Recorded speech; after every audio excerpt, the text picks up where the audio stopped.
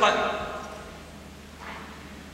The paper ballot machines could be set that if you made a mistake, as they did in Gadsden, when the mistake was made, the ballot was accepted into the machine, voided, your vote didn't count, you didn't know it. In the white counties, if you stuck the ballot into the machine and you circled George Bush, but your ballot wasn't voided, it snapped back, just like those dollar bill machines, when you put in a bad bill, it comes back into your hands. And you can get a new ballot, they explain what you did wrong, and you vote again. CBS TV called me. Now they're a competitor.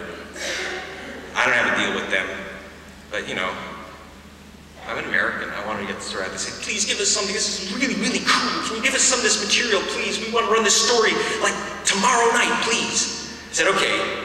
Jeb Bush who sent out an order to all county election supervisors saying, you know, if someone ever committed a crime in another state and they had the right to vote, they come to Florida, don't let them register, don't let them vote.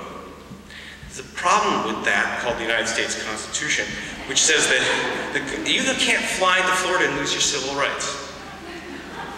Now, something interesting about people who've been convicted of crime has gone to jail. It turns them into Democrats. 93% of all ex-cons vote Democrat. It doesn't matter what their race are. The Democratic Party does not discuss this. But the thing is that so if you knock off ex-offenders, but who have the legal right to vote, so this is kind of complex, but so follow it.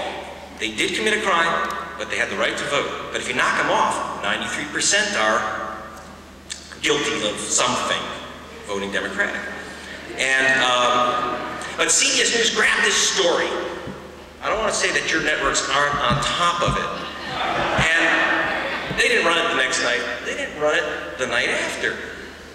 So I figured, what the heck? I'll call him and say, what happened to the story? You know, because I want to know, I'll, you know, run it myself. He said, doesn't stand up. I hear this all the time. Doesn't stand up. Well, please tell me, because I don't want to spend my time on it. How do you know it doesn't stand up? The story isn't correct. He said, well, we called Jeb Bush's office, and he said he didn't do it. I didn't think of that. You know, here I've been spending weeks and months investigating, and you know, all I have to do is just call the guy. So I called the guy. I called his office, and I asked for something specific, the letter.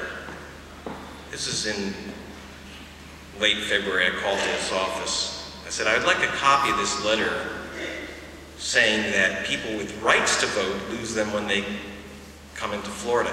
I wanted the actual physical hard copy of the document of September 18th. It was 6 weeks before the election, September 18th, 2000. So his office says, we don't have a letter dated September 18th. And I gave him, you know, who it was from, to the details. I read them part of the letter. I said, I just want another copy of it. He said, it doesn't exist. He said, you mean the letter of February 23rd, 2002. I said, no, the letter before the election, not a letter after the election. He said, there's only one letter, and it's dated February 23rd. The difference is, they look almost identical, but there's a little difference. The one before the election said, if you have the right to vote, don't register these people anyway.